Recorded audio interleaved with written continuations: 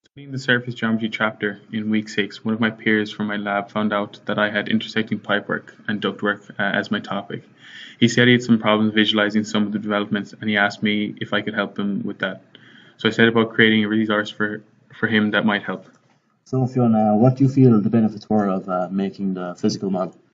So from the physical model, you can create questions like examples in the book. So as I've done here, I've taken a question, I've taken the development and cut it out in card, I've colored it, making it easy to distinguish, and then folding it and creating an actual 3D model of that. So going from the 2D straight out to 3D. So same again with the 3D, I actually created a digital model on SolidWorks. And Fiona, do you feel like it was beneficial to use a SolidWorks visualization tool as well? Yeah, very. The SolidWorks is quick, it's easy, and it has a huge amount of resources that are easily accessed. So creating 3D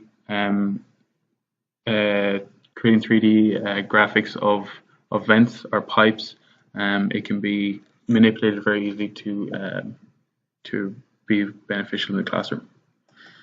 So I then and went from using the SolidWorks, I created a graphical representation of the ducts that I had in my question. So in my question, I have two ducts R and S that have been damaged in an industrial site and that need to be cut out and replaced. So the students have to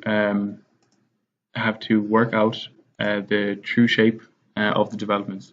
So first off, they find the intersecting cuts of the two pipes, and then they, using parallel lines, auxiliary views, and segmentation, they find the true shape of the developments of R and S.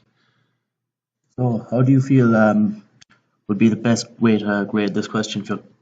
So as I've done in the rubric here, I've broken the question up into several sections. So in section 1, where the students find the intersecting cuts, I've allocated 15 marks, and they are broken up as shown.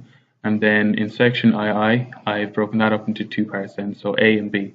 So A is for vent R, where you find the development of that, and then that's 15 marks as well. And then B is find the development of vent S. And then at the end, I've allocated 5 marks for the overall neatness of the question and labeling throughout.